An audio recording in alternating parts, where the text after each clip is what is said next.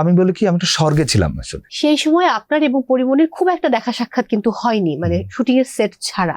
সৃষ্টিকর্তা হয়তো বা কোনো কিছু একটা লিখে রেখেছিলেন হয়তো বা এর ভিতরে। আর আমি ওইরকম মানুষও না যে আসলে আমি ডোর টু ডোর নক করব এবং বলবো যে আমাকে একটু ট্রাই করে দেখেন। স্পেসিফিক ওই জোনটা ছাড়া আমি ওপেন আপ করতে একটু আমার অসুবিধা হয়। একদম, আমরা মানুষকে বিনোদন সেবা দিয়ে থাকি, এই শব্দটার সঙ্গে আমার একটু অসুবিধা আছে। What do you mean by বিনোদন কর্মী? No. আপনি সংস্কৃতি কর্মী বলছেন, সেটা ডিফারেন্ট কেস।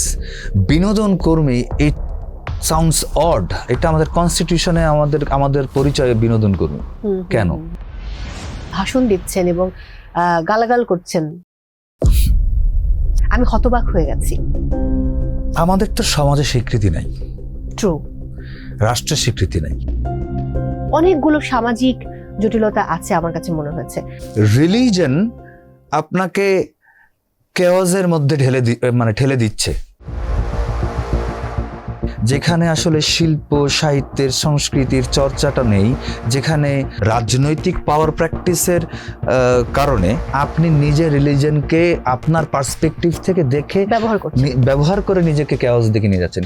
এই বিষয়গুলোকে তুলে ধরেছেন এবং সেখানে মনস্তাত্ত্বিক কিছু ব্যাপার রয়েছে, মানুষের কিছু মিথ রয়েছে, অনেকগুলো সামাজিক জটিলতা আছে আমার কাছে মনে হয়েছে। আমি ঠিক দিকেই আগাইছি। Lessons of an unrecognized actor. Oh my God, মাথার উপর দিয়ে গেল দর্শক আমার।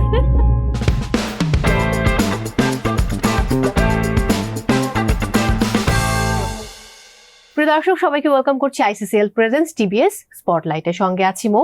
Welcome to ICCL.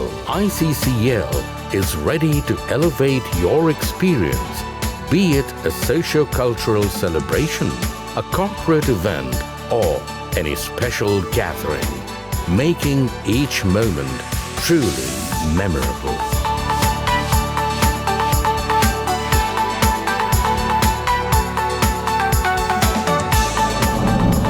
ICCL, elegant venue, delectable dining. আজ যিনি আমার অতিথি, আমি তার অনেক বড় ফ্যান, অনেক বড় ভক্ত, সত্যি বলছি দর্শক। সেই মানুষটি খুবই নান্দনিক একজন মানুষ, খুবই শৈল্পিক একজন মানুষ এবং একই সাথে ভীষণ রকম সৃষ্টিশীল। এই তিনটি যখন গুণ এক করা যায় তখন কিন্তু খুব অভূতপূর্ব কিছু ঘটে। সেই মানুষটি তেমন কিছুই ঘটিয়েছেন। এই মহানগরে তিনি একজন জিনের বাদশা, আর আমার সাহস অনেক যে তার সামনে বসে তার আজকে ইন্টারভিউ নেব। তিনি নির্মাণ করেছেন জিনের বাচ্চা, আমরা দেখেছি চরকিতে, অনেকেই দেখেছেন, অনেকে হয়তো এখনো দেখেনি, তাদেরকে আমি বলবো ডেফিনেটলি দেখে ফেলবেন। তার সমসাময়িক সময় কেমন যাচ্ছে, তার ব্যস্ততা এবং তার যে ব্যক্তি জীবন, সেই গল্প আজকে আমরা জানার চেষ্টা করবো। আমাদের সঙ্গে রয়েছেন অত্যন্ত গুণী অভিনয় শিল্পী, একই সাথে আমি তো বলবো দক্ষ অভিনয় শিল্পী, একই সঙ্গে নির্মাতা মোস্তাফিজুর নূর ইমরান। কেমন আছেন? খুব ভালো, থ্যাংক ইউ সো মাচ। এত সুন্দর করে বলেন আপনি। ও থ্যাংক ইউ। আমি মানে ওয়েলকাম, এন্ড আপনাকেও থ্যাংক ইউ যে আপনি আজকে আমাদেরকে সময় দিয়েছেন। আজকে কাজের পাশাপাশি ব্যক্তি জীবনের গল্পটা অনেক হবে। সো আমি জিনের বাচ্চা দিয়ে শুরু করি, যেহেতু একদম মানে সমসাময়িক গল্প, বা মানে সমসাময়িক বলতে একদমই সম্প্রতি সেটা রিলিজ হয়েছে চরকিতে। সো কেমন সাড়া পাচ্ছেন এখন পর্যন্ত? ফ্যান্টাস্টিক এবং এক্সপেকটেশনের থেকে অনেক বেশি। আরে বাহ, তাহলে এটা তো নির্মাতা হিসেবে কয়েক ধাপ এগিয়ে নিয়ে গেল আপনাকে, যে পরের নির্মাণটা দ্রুত করে ফেলতে হবে। হ্যাঁ, এক ধরনের এনার্জি বুস্টার মানে ভালো হয়েছে আর কি। এবং সেটা আসলেই তাই যে আরেকটা নির্মাণের অবশ্যই প্ল্যান ছিল যে আরেকটা করে ফেলতে চাই খুব দ্রুত। তো ওইটার ইন্সপিরেশনটা মনে হয় আরো বেশি হচ্ছে আর কি, এখান থেকে চলে এসছে। বর্তমান যে প্রেক্ষাপট, সেখানে তো আমরা দেখছি ওটিটির কাজের একটা ভিন্নতা আছে, সিনেমার গল্প একটু ভিন্নতা এসছে। আমরা যেমন গত ঈদে দেখেছি উৎসব, এবার ঈদে আসবে আমরা জানি বনলতা এক্সপ্রেস। তো এই যে একটু ডিফারেন্ট টাইপের গল্প বলার যে প্রয়াসটা আমরা ডিরেক্টরদের মাঝে দেখতে পাই, এবং আপনার গল্পে আপনি একদম ভিন্ন রকম ভাবে আপনি সোশ্যাল হরর বলছেন, আমরা আগে একটা ইন্টারভিউতে আপনার সাথে কথা হয়েছে, এই বিষয়গুলোকে তুলে ধরেছেন এবং সেখানে মনস্তাত্ত্বিক কিছু ব্যাপার রয়েছে, মানুষের কিছু মিথ রয়েছে, অনেকগুলো সামাজিক জটিলতা আছে আমার কাছে মনে হয়েছে। সো পরবর্তী যে ফিল্ম, সেখানেও কি এইরকম কিছু জটিলতার বিষয় আপনি তুলে ধরবেন, মানে মনস্তাত্ত্বিক দ্বন্দ্ব কিংবা সামাজিক প্রেক্ষাপট, কিছু অসঙ্গতি? শিল্পী তো আসলে টাইম দ্বারা অলওয়েজ প্রভাবিত হয়। টাইম এনভায়রনমেন্ট এটা শিল্পীকে অলওয়েজই বিভিন্ন দিকে তার যে চিন্তা, এই চিন্তাটাকে প্রবাহিত করে। তো সেইটার ছাপ তার শিল্পে থাকবে, এটা খুবই ন্যাচারাল। যিনি ছবি আঁকেন তার ছবি আঁকায় নিশ্চয়ই আমরা সেগুলো পাই।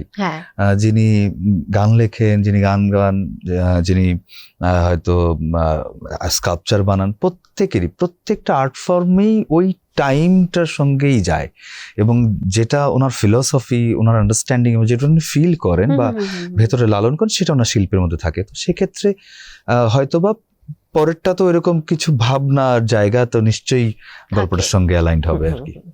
তার মানে ওইরকম একটা ব্যাপার থাকছে যেখানে আমরা একই সাথে এন্টারটেইন হচ্ছি, কিছু শিক্ষণীয় ব্যাপার থাকছে। কারণ নর্মালি তো বলি যে to inform, two educate, two entertain, কাজটাই তো আসলে তাই অ্যাকচুয়ালি। একটু অভিনয়ের গল্পে যাব। এই যে রোইদ গেল, আমরা জানি নটর ডেমে, সেখান থেকে সবাই অনেক গল্প বলেছে, অনেক কথা বলেছে। রোইদে আপনাকে আমরা ট্রেলারে দেখেছি, এখনো তো আমাদের দেখার সৌভাগ্য হয়নি পুরো সিনেমা। সো এই সিনেমাতে যুক্ত হওয়ার যে গল্প, স্ট্রাগলিং এর যে গল্প, কারণ অনেক কষ্ট করতে হয়েছে আপনাদেরকে পুরো জার্নি জুড়ে, সেটা কেমন ছিল?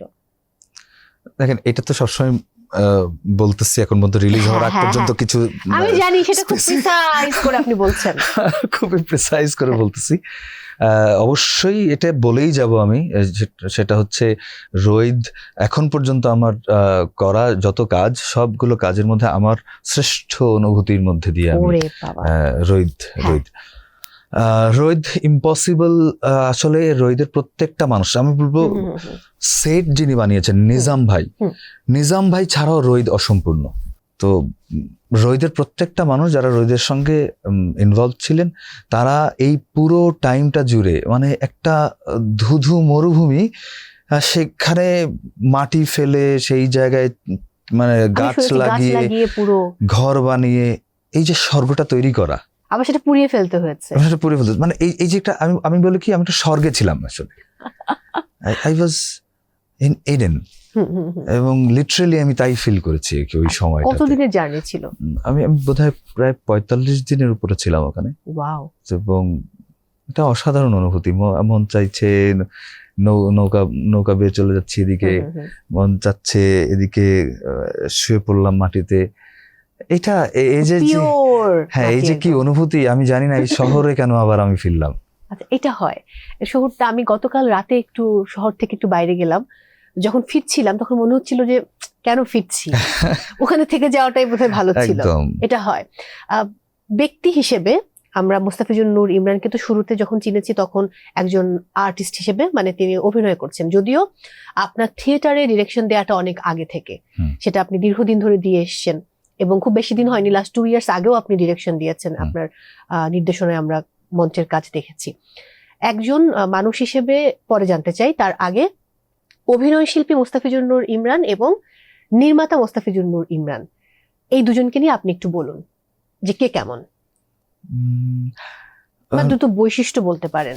নির্মাতা হিসেবেও না সামহাও মনে হয় আমি ওই অভিনয়টাকেও এক্সপ্লোর করি আসলে।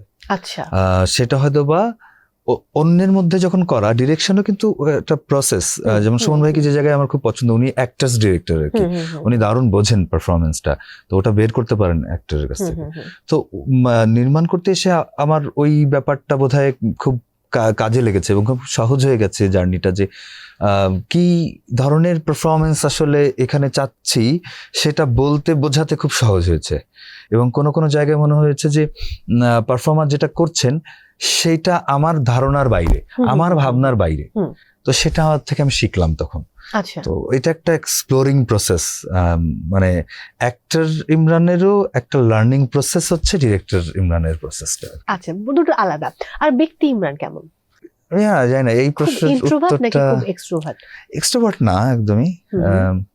এক্সট্রোভার্ট তখন হয়তো বা যখন আসলে মানে এটা হয় না, মানে কাছের মানুষ, কাছের মানে একটা নিজস্ব গন্ডি আছে, খুব মানে খুবই স্পেসিফিক ওই জোনটা ছাড়া আমি ওপেন আপ করতে একটু আমার অসুবিধা হয় আর কি। আচ্ছা, কমফোর্টেবল ফিল করি না। আপনার যখন আমি আগে ইন্টারভিউ করি, মানে ফার্স্ট টাইম, আমার মনে আছে রঙিলা কিতাব রিলিজ হওয়ার পর, সেই সময় আপনার এবং পরিমণির খুব একটা দেখা সাক্ষাৎ কিন্তু হয়নি, মানে শুটিং এর সেট ছাড়া, কিন্তু ওখানে দুজনের যে কেমিস্ট্রি আমরা দেখেছি, ওইটা মানে দ্যাট ওয়াজ ট্রিমেন্ডাস, ওয়াও ছিল।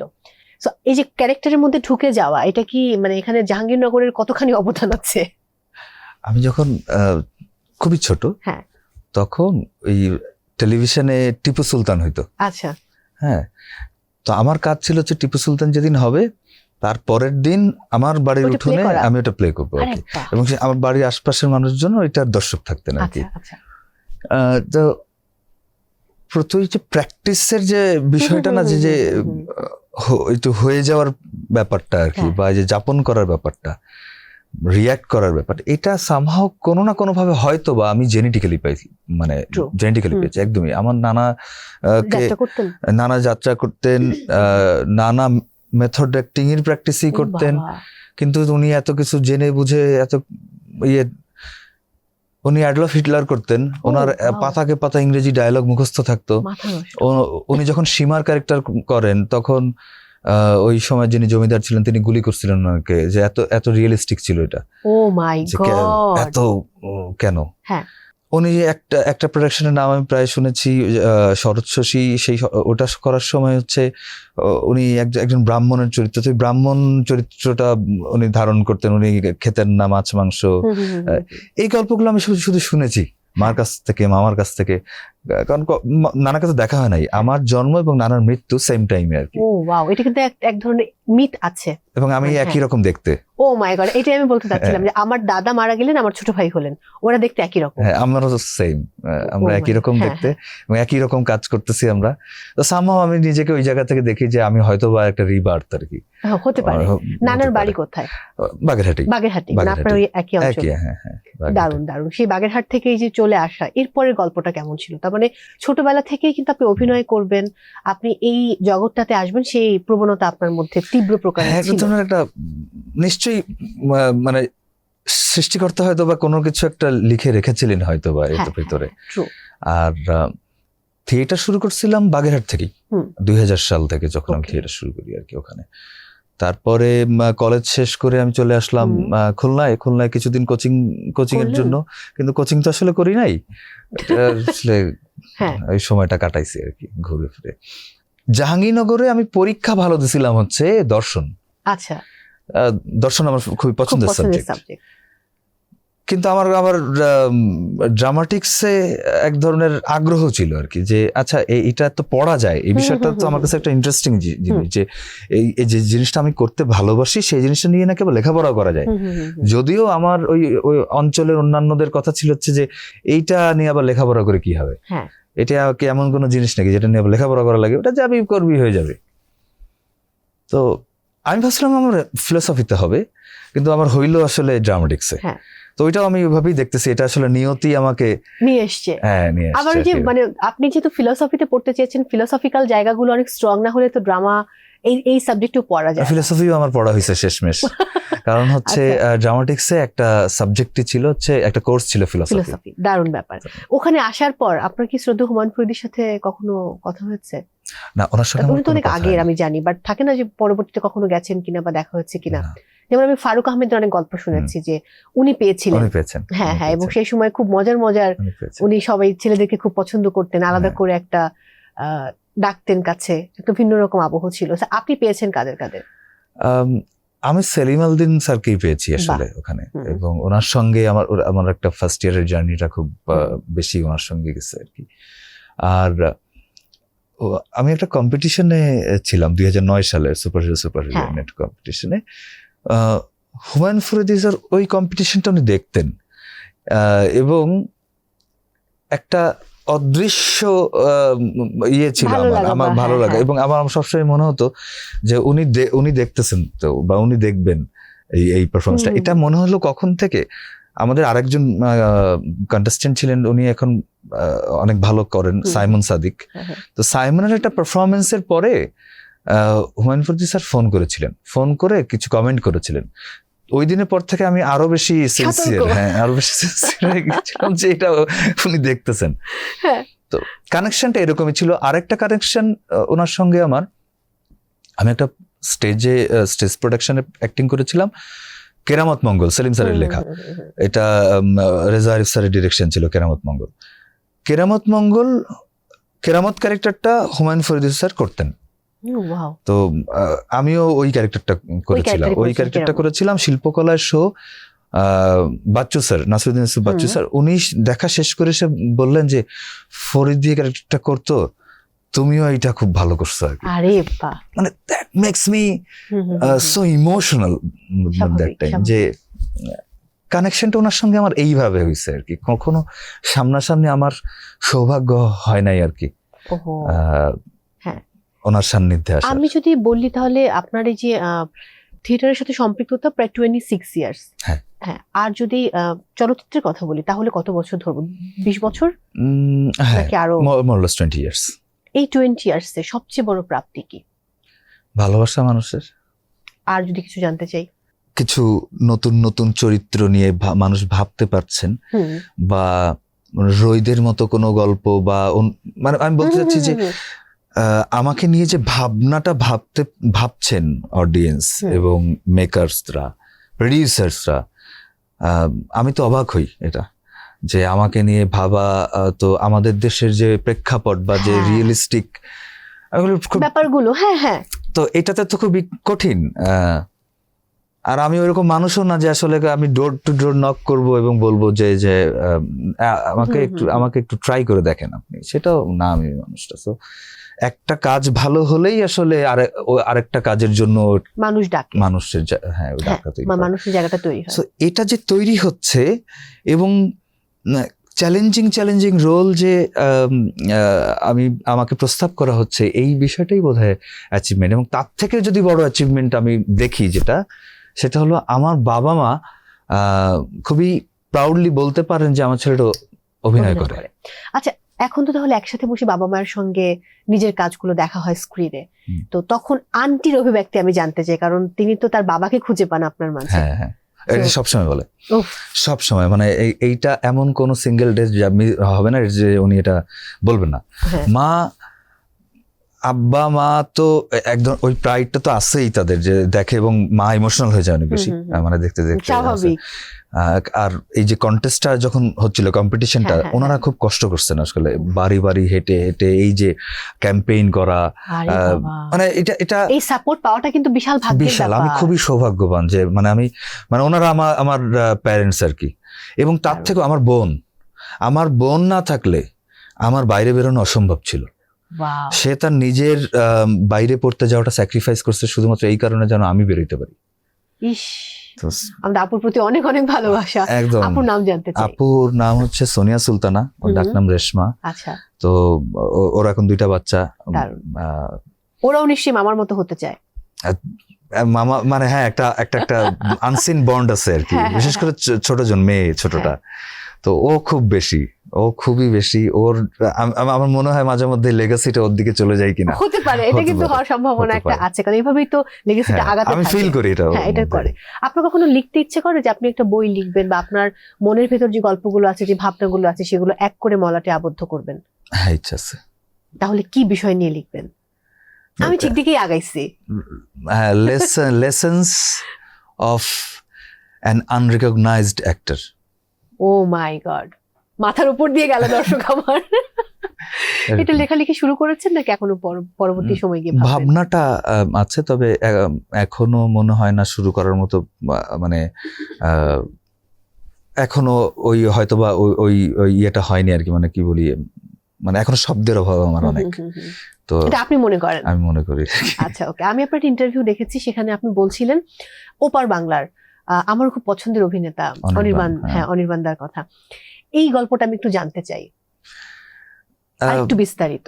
দেখেন, প্রথমত হচ্ছে যে আমার যেমন তো হলিউডে হচ্ছে যে হাল্ক যিনি করেন আর কি, আমার খুব প্রিয় অ্যাক্টর। ওনাকেও উনি যেহেতু একটু বর্তমান যারা ক্ষমতায় আছেন তাদেরকে একটু বিরোধী আছেন বলে হচ্ছে ওনাকে অ্যাক্টিং এ নিতে একটু অসুবিধা হয় অনেকে, বা এখানে অনির্বাণ ভট্টাচার্যকে নিয়ে এক ধরনের পলিটিক্স হচ্ছে, এগুলো আমি খুবই অপছন্দ করি। আর্টিস্টকে নিয়ে এই ধরনের কোনো পলিটিক্স উচিতই না, কোনো দেশে কোনো রাষ্ট্রে হওয়া উচিত না। আর্টিস্টকে পলিটিক্সের ঊর্ধ্বে থাকতে হবে, সেটাই আমি মনে করি অলওয়েজ। ইন্সপিরেশনটা হচ্ছে যে এই যে অনির্বাণ ভট্টাচার্য সুন্দর করে হুলিগানিজম নিয়ে চলে আসলেন, ওনার থিয়েটার পারফরমেন্স আমি ইন্ডিয়াতে গিয়ে দেখেছি, কি দারুণ করেন উনি, ওনার প্রত্যেকটা পারফরমেন্স খুব ভালো। উনি যখন ডিরেকশন দিলেন আমি তো মানে মুগ্ধ, একদম মন্দার দেখে মুগ্ধ, মন্দার মাথা নষ্ট ছিল, তাই না? এত দারুণ মানে মেকিং।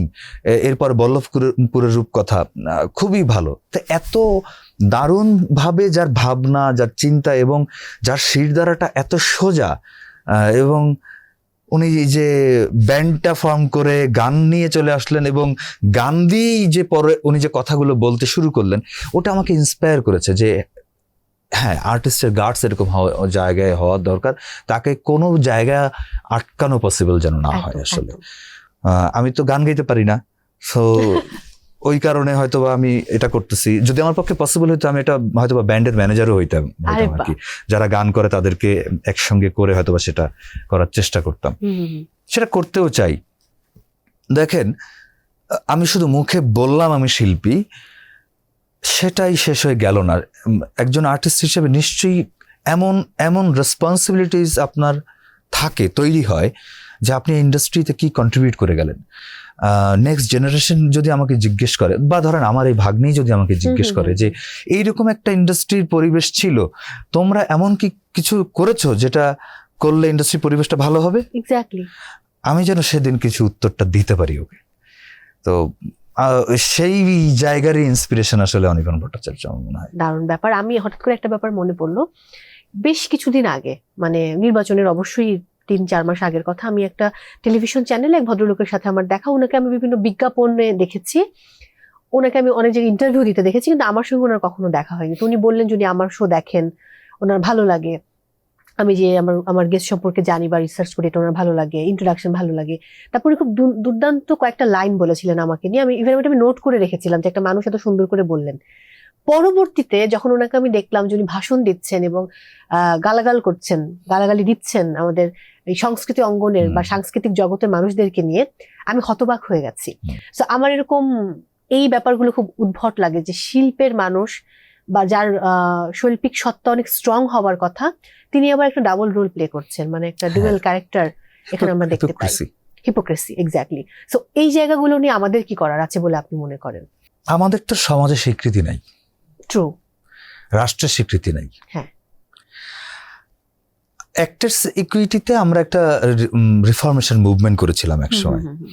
এই মুভমেন্টটা করার কারণে এই অ্যাক্টার্স ইকুইটিতে যারা আছে অনেকেই হয়তো বা নাখোশ হয়েছিলেন আমাদের উপরে, কিন্তু আমাদের যে বক্তব্যগুলো ছিল সেগুলো খুব স্পষ্ট ছিল। এবং এই যে বক্তব্যটা এখন যেটা আপনি বললেন, এইটাই ছিল আমাদের বক্তব্য, যে কোনো ধরনের রাজনৈতিক অ্যাফিলিয়েশন তো দূরের কথা, এই ধরনের হিপোক্রেসির মধ্যেও যেন শিল্পীরা না থাকেন। বরং আপনি যে দলের হন না কেন, যে মতের হন না কেন, যে ধর্মের হন না কেন, আপনি একজন শিল্পীর কাছে এসে নিরাপদ বোধ করবেন। একজন সাধু যিনি ওই যে ধরেন আপনার বিভিন্ন মাজারে থাকেন, লালনের ওখানে থাকেন, বা যিনি সাধু, তিনি কি ক্ষতি করেন আপনার? একজন শিল্পী কি ক্ষতি করেন আপনার? কোনো ক্ষতি তো করে না। ওনারা তো শান্তির চর্চা করার কথা। আমরা তো মৃত্যুর দূত নই, আমরা তো ক্যাওসের দূত নই। আমরা শান্তির কথা বলি, আমরা চর্চার কথা বলি, আমরা একতার কথা বলি, সংস্কৃতির কথা বলি।